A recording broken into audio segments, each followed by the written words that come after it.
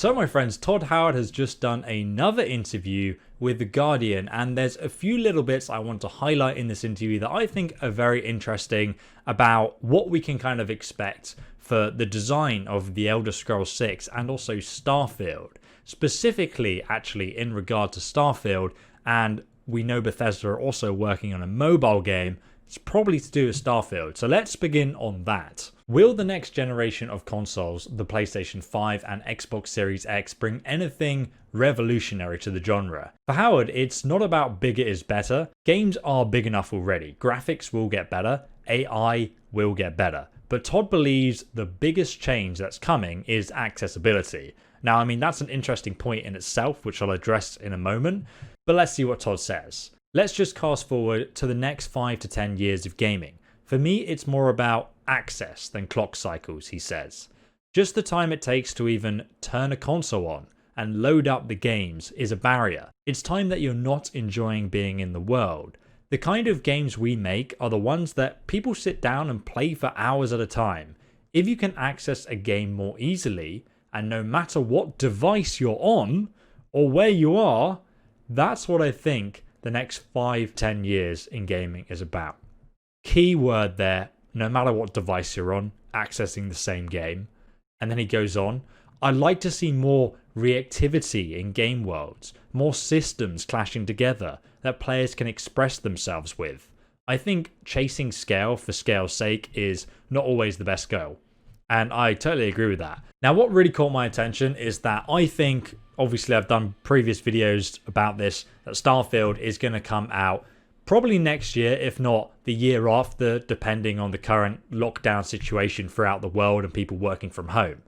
And obviously, if it does come out, we also know Bethesda are working on a mobile game as well. We've seen, all their copyrighted terms and whatnot. You guys can check it. It's all publicly available.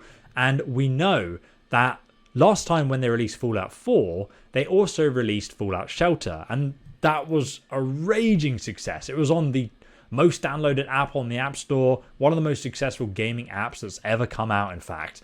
And obviously Bethesda are going to want to replicate that success.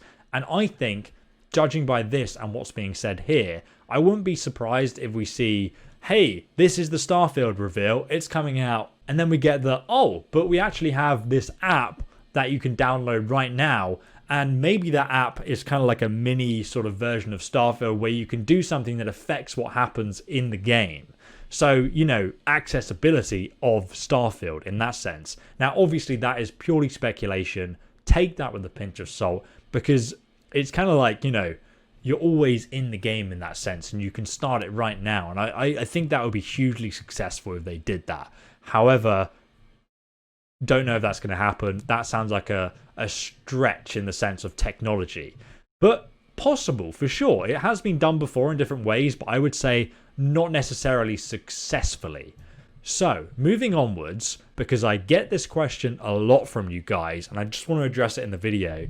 Given that Microsoft has just brought Bethesda's parent company, ZeniMax, for $7 billion, does that mean that the PlayStation 5 won't get any Bethesda games anymore? Well, firstly, Deathloop was already a setup, so that is going to be PlayStation 5 exclusive for now, and that was set up before they were acquired by Microsoft. So now Microsoft owns Bethesda. The company was brought for $7 billion. They're going to want to see a return on that investment. They're not just going to be like, yeah, we'll just carry on as normal, releasing for both consoles.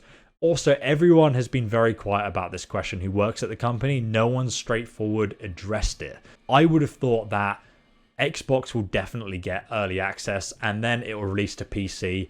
We may never actually see some of the games on the PlayStation 5, at least for, the first months that they're out. Now, The Elder Scrolls 6 and Starfield are going to be big RPG release titles. I wouldn't be surprised if Starfield's kind of like a test in the sense of they won't release it on PlayStation 5 straight away. They'll test the waters, see how it goes, and then from there we'll see what happens with The Elder Scrolls 6. But I think we'll see as well, like with Fallout 76, exclusive access to Xbox initially, then coming to PC, maybe PS4 later on if we're lucky. Now, another interesting question that was asked was about multiplayer. Will there be multiplayer in future Bethesda games? Bethesda games have made attempts to lean into this change. The Elder Scrolls Online and Fallout 76 are both massive multiplayer games, propped up by a drip feed of new content from Bethesda's designers and subscription fees from its players. As opposed to the sprawling single-player games that made the developers famous, Fallout 76 especially launched in a rough state. I mean, I'll let you guys define that how you will. We let a lot of people down, says Howard. And to be honest to him, I did another interview live stream with an hour interview with Todd Howard. I'll link that down below as well. That was the first time I heard Todd honestly apologize for Fallout 76 and apologize to fans in a really genuine way. And I feel like now they've been brought by Microsoft, maybe they have less pressure from investors to hit those microtransaction buttons and all that other stuff. Time will tell, of course. We'll see. We let a lot of people down, says Howard, but thanks to its evolving nature, it's had the opportunity to redeem itself over the years. Does Howard see a future for those single-player games, or should Bethesda games from now on be designed to be live for years, playable with other people? I mean, in that sense though, Skyrim, Fallout 4, still games that are played a lot today, even by younger generations that are getting old enough to be interested in it. So single-player games, not dead at all. Let's see how Cyberpunk does, and then we can laugh if they're dead or not, but they're definitely not. Let's be real. So Todd Howard says, obviously we're big fans of single player, and we've had some success with some multiplayer focused games, says Howard. We have found that even if it's multiplayer, whether it's Elder Scrolls Online or Fallout 76, a large number of our players want to play it like a single player game, and not have the other players distract from it.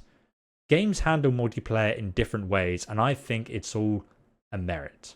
Now, I just want to mention in that sense, there's actually a funny post a while back from Pete Hines, the lead PR at Bethesda, and he actually posted a response on Reddit saying essentially his settlement was bombed because he didn't join in with a Scorch Queen raid, and he essentially said in that post that he actually doesn't respond to group invites. He just likes to play the game in his own way, on his own, single player.